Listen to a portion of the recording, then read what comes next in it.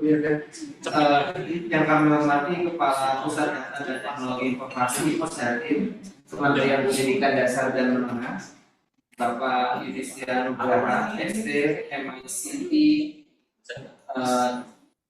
PhD Diploma Filosofi. Ini gelarnya panjang ya Pak. Jadi saya mohon maaf kalau ada kesalahan dalam membacakan nama dan gelar. Yang kami hormati Bapak dan Ibu BOD, para divisi, manajer, dan semua yang hadir. Izin saya Misbah Fikrianto dari Senior Kita Language akan memandu pada sesi ini dengan judul kolaborasi dalam rumah pendidikan dengan CMS Center Indonesia.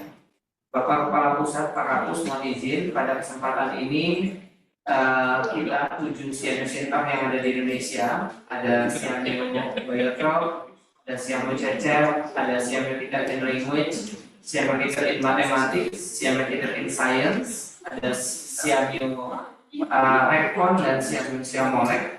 Bertujuh kumpul di Siamio Siamolek dalam rangka melaksanakan koordinasi 4 bulanan gitu ya, Inter-Center Coordination Meeting yang memang untuk membahas berbagai hal. Salah satunya adalah potensi pengembangan untuk program rumah pendidikan. Jadi mudah-mudahan rumah pendidikan yang memang disampaikan Pak Menteri sebagai center of semua yang ada di sana begitu ya. Dan kita melihat semua fitur ini juga erat kaitannya juga dengan potensi-potensi yang bisa kita kembangkan. Baik fitur pendidik, fitur mitra, semua ekosistem pendidikan yang ada di Indonesia.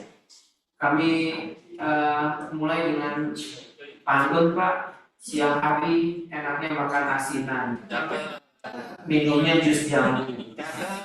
Mari kita bahas rumah pendidikan untuk pendidikan yang bermutu. Ya,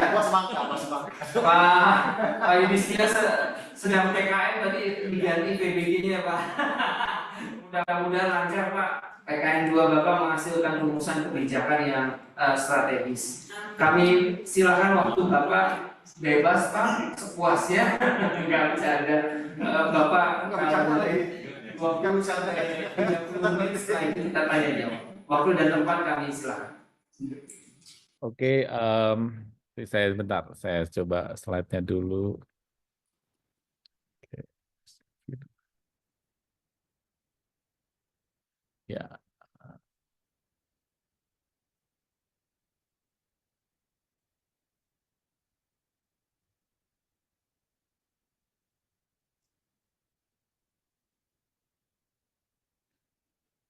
Ya, terima kasih. Suara saya terdengar? Jelas. Ya, terima kasih. Assalamualaikum warahmatullahi wabarakatuh. Selamat sore, salam sejahtera bagi kita semuanya. Terima kasih buat tadi pengantar dari Mas Moderator gitu ya. Dan tentu ini bagian dari dan juga rekan-rekan Simolek ya. Simolek dan sebenarnya kantornya dekat juga dari Pusdatin Ciputat ya. Mohon maaf saya tidak hadir langsung gitu ya karena ada beberapa agenda gitu ya. Nah, mungkin hari ini karena waktu 30 menit ya. 30 menit dan slide-nya cukup banyak ya. Cuma saya akan coba menyampaikan beberapa poin ya kaitannya dengan rumah pendidikan gitu ya. Nah, rumah pendidikan ini pada dasarnya sebenarnya diksi yang memang waktu itu dikenalkan oleh Pak Menteri ya, Pak Prof Mukti ya, bagaimana Dikdasmen itu menjadi rumah pendidikan dan inisiatif ini kita coba tuangkan dalam sebuah layanan ya, layanan yang ramah, responsif, akuntabel, melayani, adaptif dan harmonisnya. Nanti bahwa rumah pendidikan ini pada dasarnya sebenarnya bukan sekedar aplikasi digital ya, tapi merupakan sebuah langkah transformasi yang menyatukan berbagai layanan pendidikan dalam satu ekosistem gitu ya. Ekosistem yang ramah ini. Karena tadi harapannya bagaimana rumah pendidikan ini menjadi sebuah rumah bagi semua stakeholder pendidikan ya. Tidak hanya fokus pada guru, tapi ada murid, orang tua, sekolah dan sebagainya. Jadi dalam sebagai ruang bersama yang tadi menghubungkan murid, guru, sekolah, orang tua, pemerintah, mitra untuk apa? Untuk memperkuat layanan pendidikan yang adil, inklusif, dan tentu nanti berbasis partisipasi semesta dalam rangka mewujudkan pendidikan bermutu untuk semua. Oke, teman-teman semuanya, Bapak Ibu yang ya, yang hadir baik secara luring maupun daring gitu ya. Jadi kalau kita lihat bahwa pengembangan rumah pendidikan ini tidak ujuk-ujuk ya, tapi berangkat dari sebuah komitmen yang sangat kuat ya dalam mendukung visi misinya visi cita-citanya Pak Presiden, dan tentu dalam mendukung program prioritas nasional yang di sini menempatkan bahwa pendidikan, sains, teknologi, dan digitalisasi sebagai fondasi pembangunan. Jadi kalau kita bicara bahwa transformasi itu tidak bisa berdiri sendiri gitu ya, tapi melainkan menjadi sebuah bagian integral dari upaya memperkuat sumber daya manusia, memperluas akses pendidikan, dan juga kaitannya dengan meningkatkan mutu dan pemerataan layanan pendidikan di seluruh Indonesia gitu. Nah, kalau kita lihat dari segi arah kebijakan dalam peta jalan pendidikan gitu ya, ada 7 arah kebijakan utama dalam peta jalan pendidikan yang menjadi pijakan pengembangan rumah pendidikan. Nah, fokusnya mencakup kalau kita lihat ada percepatan wajib belajar 13 tahun, kemudian peningkatan kualitas pengajaran, perluasan akses pendidikan, hingga penguatan tata kelola pendidikan. Nah, diharapkan melalui rumah pendidikan ini kita mendukung kebijakan ini secara konkret gitu ya.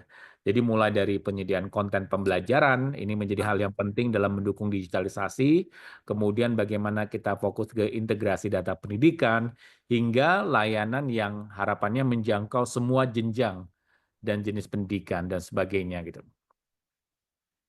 Nah, Bapak Ibu semuanya, kalau kita tentu bahwa inisiatif rumah pendidikan ini adalah upaya dalam rangka juga mendukung program prioritas Kemendikbud gitu ya.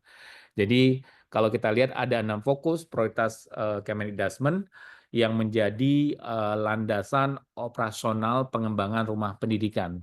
Jadi mulai dari penguatan karakter dan kesejahteraan guru, kemudian ada wajib belajar 13 tahun, kemudian ada peningkatan kualitas literasi gitu ya, literasi dan numerasi, hingga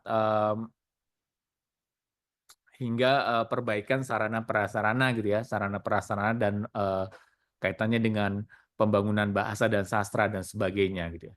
Nah, kalau kita lihat di sini bahwa rumah pendidikan ini dirancang pada dasarnya sebagai sebuah platform strategis ya, bagian dari partisipasi semesta untuk bisa mengakselerasi pencapaian dari prioritas-prioritas yang di Kemendikbud dengan pendekatan dengan pendekatan layanan kepada pengguna, user centric approach gitu ya, dan bagaimana kita bisa menghubungkan semua pemangku kepentingan dalam satu ekosistem pendidikan digital dan seterusnya gitu. Ya. Nah, Bapak Ibu semuanya, ini merupakan sebuah konsep rumah pendidikan. Jadi rumah pendidikan adalah super aplikasi yang kami rancang untuk menyatukan berbagai layanan digital pendidikan ke dalam satu platform strategis lah, platform terintegrasi. Konsep ini sebenarnya hadir sebagai sebuah solusi atas banyaknya aplikasi yang berjalan silo-silo, sendiri-sendiri, dan kadang-kadang sulit diakses secara efisien gitu ya. Jadi ini lebih dari sekedar aplikasi gitu ya. Jadi rumah pendidikan ini menjadi sebuah ekosistem ya, ekosistem layanan pendidikan yang memberikan kemudahan akses, kemudian memperkuat kolaborasi, memastikan bahwa setiap pemangku kepentingan mulai dari murid hingga pemerintah, guru dapat terlayani secara utuh dan terpadu gitu ya. Nah, Bapak Ibu semuanya, dan pada tanggal 21 Januari 2025 Pak Menteri merilis cetak biru transformasi digital melalui Super App Rumah Pendidikan sekaligus meluncurkan peta versi beta di Rumah Pendidikan, dan saat ini versinya sudah berkembang gitu ya. Jadi ini merupakan sebuah arah strategis dari transformasi digital pendidikan yang kita dorong melalui rumah pendidikan gitu ya. Jadi bukan hanya sekedar kita integrasi aplikasi, tidak, tapi bagaimana kita membangun satu ekosistem digital yang menyatukan layanan, kemudian data, dan juga pengguna dalam satu platform gitu ya. Jadi kalau kita biasa kan ada banyak platform, penggunanya berbeda antara satu platform dengan yang lainnya. Nah, dengan pendekatan ini kita harapkan bahwa rumah pendidikan ini tidak hanya menyederhanakan akses gitu ya, tapi juga meningkatkan kualitas layanan secara menyeluruh, mulai dari pembelajaran, administrasi guru, dan tenaga pendidikan, hingga pengambilan keputusan berbasis data, dan seterusnya. Nah, ini kita lihat dari konteks permasalahan yang ada gitu ya, dari banyaknya fragmentasi layanan gitu ya. Jadi Bapak Ibu, di sini dari total 986 aplikasi yang terdata dari Kemendikbudristek gitu ya, jadi hanya sekitar setengahnya yang benar-benar digunakan gitu ya. Sementara sebagian lain itu ya tadi tidak aktif atau kadang-kadang belum teridentifikasi gitu ya. Nah, hal ini menunjukkan bahwa ekosistem digital pendidikan kita saat ini itu tidak efisien karena tadi banyaknya aplikasi yang berjalan sendiri-sendiri, kemudian menimbulkan tumpang tindih fungsi, ekosistem, dan membingungkan pengguna gitu ya. Nah, kondisi ini memperkuat urgensi untuk apa? Untuk membangun sistem yang terintegrasi, efisien, dan tentunya mudah digunakan ya, melalui satu super aplikasi yang menyatukan layanan dalam satu pengalaman digital yang konsisten, yaitu rumah pendidikan gitu. Nah, kalau kita lihat di sini ada proses digitalisasi dan integrasi layanan. Nah, inti dari pendekatan transformasi digital yang kami bangun adalah pertama, digitalisasi pembelajaran itu dilakukan secara bersamaan dengan digitalisasi layanan gitu ya. Digitalisasi layanan pendidikan dalam super app yaitu Rumah Pendidikan. Nah, ada tiga pilar utama dalam mendukung proses ini. Yang pertama tentu bicara integrasi data. Untuk apa? Untuk memastikan standarisasi dan juga interoperabilitas. Yang kedua, tentu ini bagian yang penting yaitu partisipasi semesta atau kemitraan dan kolaborasi. Yang bagaimana kita membangun ekosistem kolaborasi pentahelix, mulai dari pemerintah, kemudian kampus, kemudian misalkan swasta, masyarakat, dan juga media menjadi bagian yang penting. Dan yang ketiga tentu kita bicara integrasi layanan publik gitu ya, di mana seluruh aplikasi layanan pendidikan, mulai dari misalkan kita dulu ada sekolah kita, kemudian platform Merdeka Mengajar yang dulu fokus pada guru, kemudian ada Arkas, Sipla, kemudian Dapodik, Rumah Belajar, itu tersambung dalam satu pintu layanan. Nah, harapannya bahwa rumah pendidikan itu bisa menjadi sebuah platform yang sesuai dengan kebutuhan pengguna dan terhubung dalam satu akun belajar yang kita sebut sebagai single sign-on dan memberikan kemudahan kepada semua stakeholder pendidikan. Nah, apa yang dari inisiatif ini apa yang terjadi, apa perbedaan sebelum dan sesudah implementasi rumah pendidikan. Nah, kalau kita perhatikan secara sistematis ya, perubahan besar terjadi setelah hadirnya rumah pendidikan. Kalau kita lihat dahulu gitu ya, layanan pendidikan tersebar dari banyak aplikasi yang terpisah gitu ya. Tidak efisien tentunya dari sisi waktu, anggaran, dan juga user experience, dan banyak data yang terfragmentasi, kemudian pembangunannya dilakukan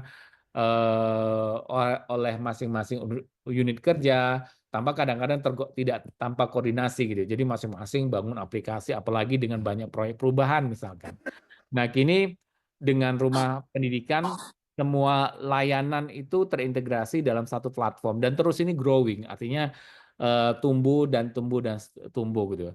Dan waktu dan biaya harapannya lebih efisien, data tersentralisasi, terdesentralisasi, kemudian desain atau UI UX-nya konsisten gitu kan. Kemudian pembangunan aplikasi itu dilakukan juga melalui secara kolaboratif. Artinya tidak hanya dikembangkan oleh kementerian saja, tapi juga melalui partisipasi semesta.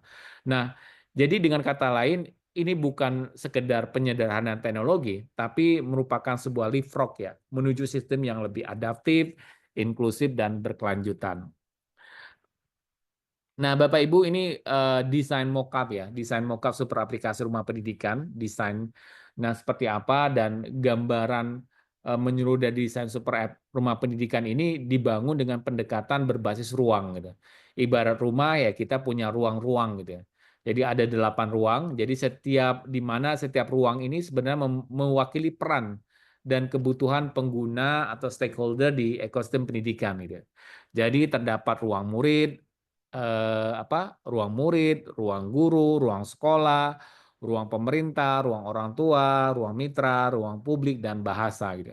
Jadi masing-masing ruang ini berisi fitur-fitur yang disesuaikan. Misalkan sumber belajar untuk ruang murid ini bagian dari prioritas Presiden terkait dengan digitalisasi pembelajaran, kemudian pengolahan kinerja di ruang GTK, hingga integrasi data pendidikan daerah di ruang pemerintah gitu ya, bagian dari rapor pendidikan.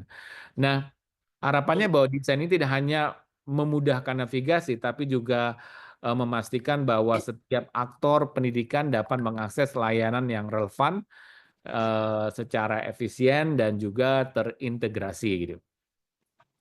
Nah, kalau kita lihat dari rencana integrasi layanan digital pendidikan di tahap 1, yang tahap ini 2025, setiap ruang, mulai dari ruang murid, guru, GTK, sekolah, pemerintah, hingga orang tua, ini difasilitasi dengan fitur-fitur yang telah tersedia dan yang akan dikembangkan. Misalkan sumber belajar ini yang sedang dikembangkan, rapor digital yang akan dikembangkan, profil sekolah, konsultasi pendidikan, dan sebagainya.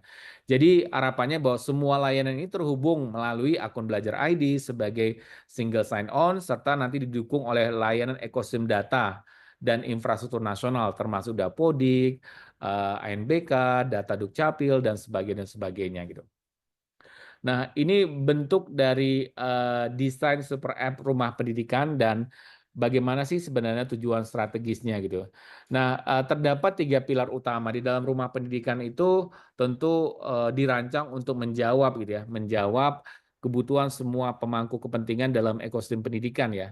Terdapat 3 pilar utama yaitu ruang GTK untuk peningkatan kompetensi guru yang sebelumnya ini merupakan platform Merdeka Mengajar bertransformasi menjadi ruang GTK, kita menggunakan diksi-diksi yang umum gitu ya. Kemudian ada ruang murid untuk akses pembelajaran dan evaluasi. Sebelumnya ada rumah belajar. Rumah belajar bertransformasi menjadi ruang murid gitu ya. Dan ruang sekolah untuk pengolahan sumber daya dan perencanaan dan seterusnya dan seterusnya. Nah, pilar pendukung seperti ruang pemerintah, mitra, publik, bahasa, dan orang tua juga disiapkan agar kolaborasi lintas peran ini dapat berjalan efektif gitu ya. Nah, semua ini pada dasarnya berdiri di atas sebuah fondasi yang kuat gitu ya. Jadi baik itu yang nanti kita bicara teknologi cloud gitu ya, untuk memastikan service level agreement, karena memang proyeksi pengguna kita tidak hanya guru yang 4 juta, tapi juga murid yang hampir 50 juta gitu.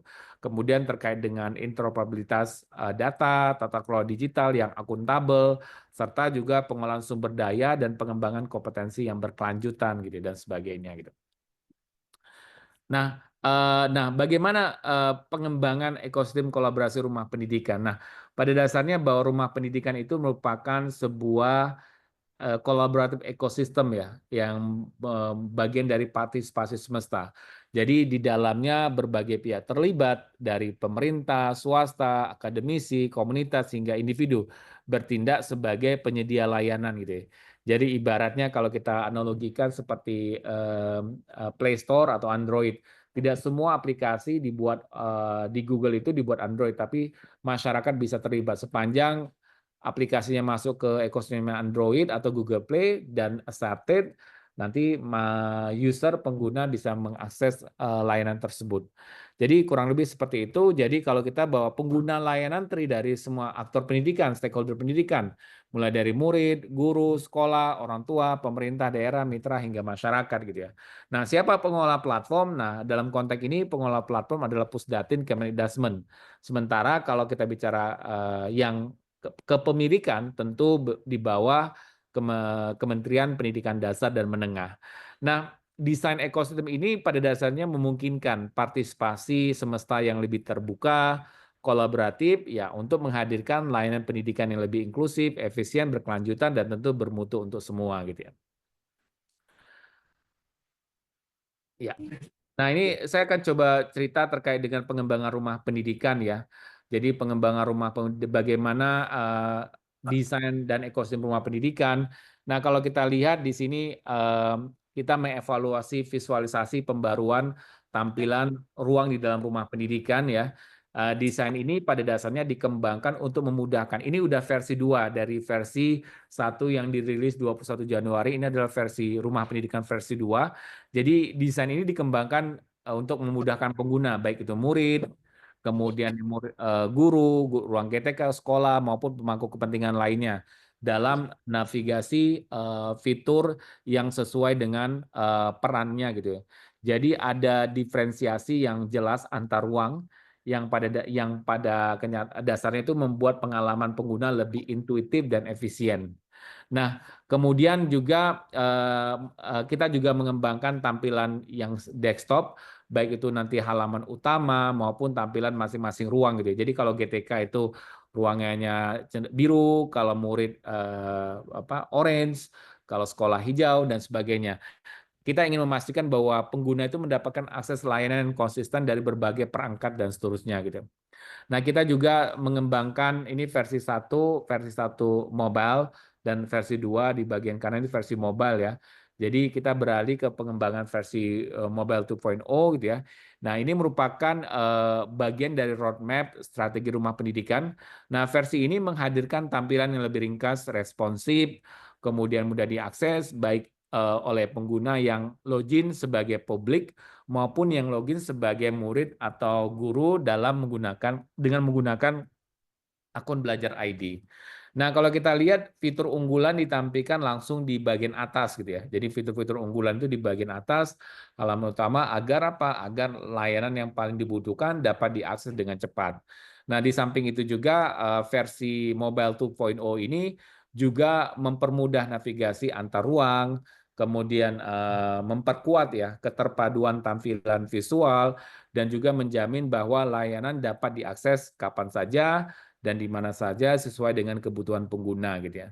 Nah, eh, tentu ini menjadi sebuah tantangan besar ya. Menjadi sebuah tantangan besar bahwa pengembangan ini merupakan bagian penting ya, bagian penting dalam upaya kami untuk memastikan bahwa rumah pendidikan ini benar-benar hadir sebagai sebuah super apps yang tidak hanya terintegrasi secara teknis gitu ya, tapi juga nyaman, fungsional bagi pengguna di lapangan. Nah, berikutnya itu secara holistik di rumah pendidikan. Seperti yang kami sampaikan dalam rumah pendidikan ada ruang GTK yang mungkin ini transformasi dari platform Merdeka Mengajar. Kemudian ada ruang murid, bagaimana kami melakukan pengembangan ruang murid. Kalau ruang GTK kami melakukan evaluasi, pengembangan lanjutan sesuai dengan prioritas saat ini gitu ya. Di ruang murid ini coba kami akan menjelaskan kaitannya dengan memahami ya bahwa ruang murid itu dikembangkan untuk mendukung pembelajaran yang menyenangkan, relevan ya, joyful, meaningful, mindful dan joyful ya. Dengan prinsip digitalisasi, kemudian variasi materi sumber belajar dan pembelajaran yang adaptif. Nah, harapannya ruang murid ini memungkinkan murid dan guru mengakses sumber belajar secara fleksibel, gratis dan sesuai dengan kebutuhan gitu ya. Nah, kalau kita lihat juga menjelaskan bahwa ini dikembangkan secara bertahap dan telah diuji keterbacaan, kemudian pelatihan bagi tenaga pendidikan agar materi benar-benar bisa dimanfaatkan secara maksimal gitu ya. Nah, mungkin selanjutnya kalau kita lihat di sini kita melihat manfaat konkret gitu ya. Ruang murid bagi guru ini bukan beban tambahan, melainkan sumber inspirasi pengajaran. Ada sekitar kurang lebih saat ini 1000 video ya, 1000 video dan PDF yang bisa langsung digunakan di kelas, membuat pembelajaran lebih variatif. Nah, bagi murid gitu ya, bagi murid ini adalah pilihan belajar yang lebih menyenangkan, mudah diakses dan tetap relevan dengan kurikulum dan sebagainya. Nah, ini juga kami coba menjelaskan bagaimana alur penggunaan. Murid tinggal memilih jenjang, jadi di dalam nanti ruang murid itu ya murid tinggal memilih jenjang, mata pelajaran, unit materi dan sebagainya, dan proses ini dibuat sederhana dan intuitif gitu ya. Intuitif, contoh misalkan kita mengakses rumah pendidikan, masuk ke ruang murid, kemudian nanti klik sumber belajar dan sebagainya. Diharapkan ini bisa diakses kapan saja, baik itu sekolah maupun di rumah dan sebagainya gitu. Oke, dan juga di dalam ruang murid ini dapat juga dilakukan ruang murid ini bisa diakses baik itu nanti versi Android maupun iOS dan juga bisa diakses melalui website gitu ya. Nah, yang mungkin yang menarik itu adalah materi dalam ruang murid ini juga dapat diakses melalui papan interaktif ya. Ini yang saat ini akan disediakan oleh Kementerian Dikdasmen, jadi papan interaktif atau interaktif panel di sekolah. Bahkan dalam kondisi tanpa internet. Jadi ada baik itu yang dia menggunakan internet maupun non internet. Nah, ini sangat membantu daerah dengan konektivitas terbatas gitu ya. Nah, kalau kita lihat di sini juga kita akan memperkenalkan konsep blended learning. Harapannya bahwa ruang murid itu mendukung pembelajaran yang kombinatif ya, baik itu yang sinkron maupun asinkronus dan sebagainya gitu ya. Jadi 3 mode pembelajaran yang nanti direkomendasikan, misalkan contoh kaitannya dengan misalkan kelas dibagi di dalam beberapa stasiun belajar, termasuk penggunaan ruang murid, flip classroom, lab rotation dan sebagainya gitu ya. Nah, kalau kita lihat juga model ini ya kaitannya dengan kita mencari peran guru dalam pemampatan ruang murid gitu ya. Jadi harapannya guru itu bisa berperan sebagai promotor yang memperkenalkan dan mengarahkan murid ke materi relevan, kemudian sebagai fasilitator yang mendampingi proses pembelajaran dan juga eksplorator gitu ya, yang terlebih dahulu memahami fitur ruang murid gitu ya. Nah, dengan pendekatan ini kita tidak hanya menghadirkan teknologi, tapi juga harapannya memperdayakan guru ya dan murid untuk belajar lebih mandiri, menyenangkan dan tentu bermakna. Nah, berikutnya inisiatif yang kami juga kembangkan di dalam rumah pendidikan itu adalah ruang mitra gitu ya. Nah, kita akan coba membahas ya salah satu inovasi yang kita sebut sebagai PSPB atau Partisipasi Semesta Pendidikan Berkelanjutan. Nah, ini memperkenalkan sebuah konsep bahwa pendidikan bukan hanya urusan pemerintah gitu ya, tapi juga menjadi tanggung jawab bersama gitu ya. Kolaborasi pentahelix antara pemerintah, swasta, perguruan tinggi, masyarakat dan media menjadi kunci untuk apa ya? Untuk mempercepat transformasi pendidikan gitu ya. Nah, di sini kalau kita lihat bahwa bagaimana PSPB atau Partisipasi Semesta Pendidikan Berkelanjutan ini menjadi sebuah ruang penghubung antara kebutuhan nyata satuan pendidikan dengan dukungan konkret dari berbagai pihak. Nah, ini merupakan sebuah gerakan karena kita lihat bahwa pendidikan bukan hanya tanggung jawab pemerintah, tapi merupakan sebuah gerakan gitu ya. Jadi ini bukan sekedar CSR gitu ya, atau program donasi biasa, tapi ini merupakan platform yang memang dirancang transparan, terstandar, dan mudah dipantau gitu. Jadi peran pemerintah sebagai fasilitator untuk menyediakan data, kebutuhan, dan sebagainya gitu. Nah, kalau kita lihat di sini ada 4 pilar utama dalam mendukung program PSPB ya, Partisipasi Semesta untuk Pendidikan Berkelanjutan. Yang pertama kita bicara peta kebutuhan ya. Peta kebutuhan memetakan kebutuhan satuan pendidikan secara real dan berbasis data, kemudian sistem verifikasi dan validasi, kemudian jadi sistem verifikasi dan validasi ini memastikan bahwa kebutuhan yang diunggah benar-benar sesuai dengan kondisi lapangan, kemudian mekanisme pelaporan dan akuntabilitas. Jadi harapannya ada seluruh dukungan gitu ya terekam dan juga dapat dimonitor secara publik dan juga kolaborasi terbuka ya, membuka kesempatan bagi siapapun untuk berpartisipasi mulai dari komunitas lokal hingga internasional dan sebagainya gitu ya. Nah, di sini kalau kita lihat kita akan melihat ya ini tahap pertama dalam 4 fitur utama yang sedang dijalankan. Jadi kita bisa melihat daftar kebutuhan yang dapat difasilitasi oleh mitra, mulai dari revitalisasi ruang kelas misalkan, pengadaan TIK, atau perangkat sistem elektronik mulai dari laptop, dan sebagainya, bahan ajar, hingga penguatan literasi, numerasi, dan pelatihan guru gitu ya. Nah, ini juga penting untuk disampaikan bahwa dukungan mitra tidak harus selalu berbentuk dana gitu ya.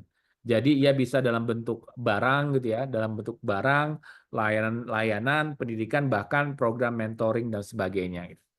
Nah, Bapak Ibu semuanya, dan ini contoh peta sebaran, contoh flow peta sebaran dalam kondisi ke sekolah gitu ya. Jadi kalau kita lihat di sini merupakan simulasi alur kerja platform PSBB dari unggah kebutuhan oleh sekolah, proses validasi oleh dinas, dan penayangan di dashboard hingga kontribusi dari mitra gitu ya. Nah, kalau kita lihat di sini, kita melihat contoh halaman utama dari platform PSBB gitu ya. Tampilan ini memang didesain agar publik maupun mitra bisa langsung melihat kebutuhan prioritas, lokasi sekolah dan status ya, lokasi sekolah dan status keterpenuhan gitu ya. Dan kita melihat bahwa fitur-fitur utama dalam PSBB ini adalah mulai dari peta kebutuhan nasional, daftar prioritas, daftar program prioritas, sistem verifikasi lapangan hingga proses progres dukungan.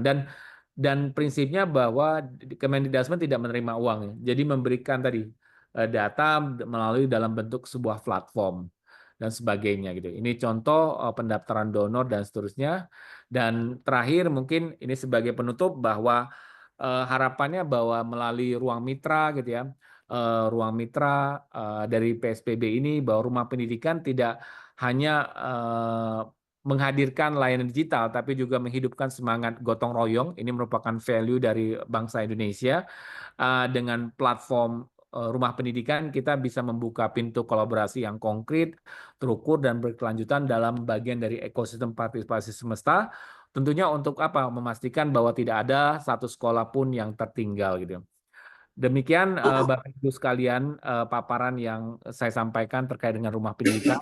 Nah, ini merupakan sebuah langkah strategis ya untuk membangun ekosistem layanan pendidikan yang lebih terintegrasi, adaptif, kolaboratif, dan sebagainya gitu ya.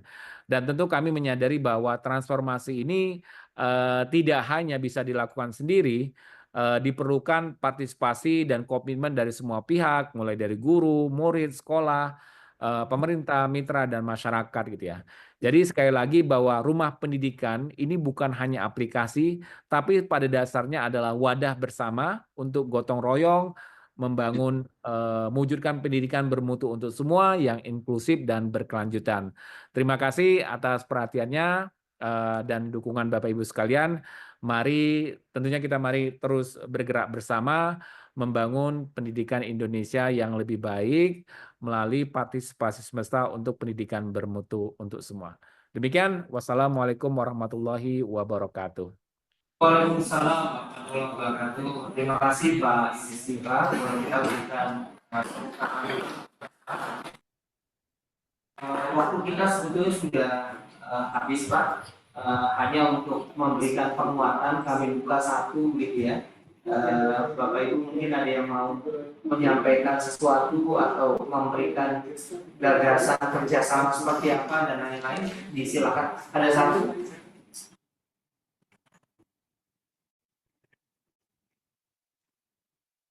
Pak ya? Bukan. Saya lagi memantau. Oh, Bu Ir yang angkat tangan. Enggak. Oh, enggak. Silakan Pak Ir. Ya, terima kasih Pak Misbah.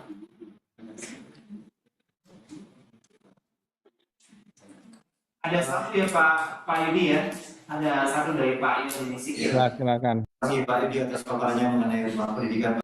Di center lah, pertama tidak memiliki akun itu. Gitu ya. Nah, ini bagaimana untuk kebijakan yang ke depan terkait dengan rumah pendidikan ini supaya nanti pelajarian sampai Pak Yudi tidak tentang keterlibatan semesta begitu juga mestinya bisa melibatkan kita semua di center ini Pak. Terima kasih Pak. Pertanyaan tadi. Assalamualaikum warahmatullahi wabarakatuh. Salam, silakan Pak Yudi, silakan bisa langsung saja Pak. Ada dua pertanyaan tadi. Ya, terima kasih. Jadi pertama pada dasarnya apa yang ada di PMM itu tetap ada jadi PMM itu bertransformasi menjadi ruang GTK, itu yang pertama. Kemudian memang ada pengembangan fitur dan lain sebagainya ya, yang memang kita sesuaikan dengan prioritas presiden saat ini gitu ya. Jadi misalkan contoh nih di dalam dulu ada perubahan bisnis yang biasanya kalau kaitan dengan kompetensi guru atau e-kinerja mereka harus update setiap setahun 2 kali, ini menjadi setahun 1 kali dan sebagainya. Jadi secara aset itu kurang lebih tetap ada di ruang GTK. Jadi seperti itu. Jadi bahwa di platform Merdeka Mengajar itu bertransformasi menjadi salah satu ruang ya. Jadi salah satu ruang di rumah pendidikannya itu ruang GTK gitu. Kemudian terkait dengan kolaborasi, konten dan sebagainya itu tetap ada gitu. Jadi jangan khawatir gitu. Malah mungkin kalau misalkan ada pengembangan lain itu bisa sangat diakomodasi. Sedangkan nanti ada ruang murid. Nah, ini kita kebetulan kemarin kan kita sudah launching digitalisasi pembelajaran yang dilakukan Presiden. Nah, kalau kita bicara digitalisasi pembelajaran itu kan ada 4 layer, ada infrastruktur dasar, ada platform digital, ada konten, dan capacity building. Nah, konten-konten ini kita gunakan konten-konten yang ada di Dasmen dan juga konten-konten yang dari mitra. Banyak sekali seperti Pesona Edu, kemudian Assembler yang tadi menyumbangkan kontennya masuk ke dalam rumah pendidikan dan sebagainya. Karena pada dasarnya memang kita menghadirkan rumah pendidikan itu merupakan sebuah partisipasi semesta, merupakan kolaboratif ekosistem dan sebagainya. Jadi seperti itu tanggapan saya. Terima kasih. Baik, dan mengenai untuk akun masuknya bisa dibuka ya? Sama. Sebenarnya kalau untuk akunnya sama saja ya. Jadi kalau dulu kalau PMM pakai akun Belajar ID ini sebenarnya sama. Baik. Ya, terima kasih. Pak Yon, cukup Pak Yon? Jadi kalau yang tadi yang memang saat ini kita kembangkan itu ruang murid yang mungkin tidak ada sebelumnya. Jadi itu ruang murid itu sebagai bagian dari program protes presiden yang bagaimana ada interaktif pembelajaran di sekolah, yaitu kita menyediakan ruang murid, sumber belajar, dan juga nanti ada platform partisipasi semesta untuk bagaimana mendorong partisipasi masyarakat dalam melakukan pembangunan pendidikan dan sebagainya. Baik, terima kasih sekali lagi kepada Kepala Pusat Data dan Teknologi dan Informasi, Gus Nasir. Terima kasih, kita bisa berikan tepuk tangan sekali lagi. Dan ada beberapa kesimpulan. Yang pertama adalah untuk pengembangan ekosistem pendidikan, rumah pendidikan sangat terbuka ya Pak, untuk baik itu kerjasama, memasukkan konten-konten, kemitraan, tadi ada ruang murid sebagai salah satu fitur yang dikembangkan, ada juga mitra, ada juga orang tua dan sebagainya. Yang kedua, kami memang dari CMS Center Indonesia nanti akan menindaklanjuti lebih detail, baik itu kepada Bapak dari Kapus maupun kepada tim Pak, untuk apa yang bisa kita coba kerjasamakan lebih teknis gitu ya, apa kaitannya dengan pengembangan konten dan lain-lain. Sekali lagi terima kasih Bapak. Masih ada yang mau disampaikan sebagai kalimat penutup? Ya, mungkin satu kalimat penutup, bukan kalimat penutup, saya ingin menutupnya dengan pantun ya. Jadi, ya, oke. Berlayar perahu ke pulau seberang. Berjalan bersama dalam satu tujuan.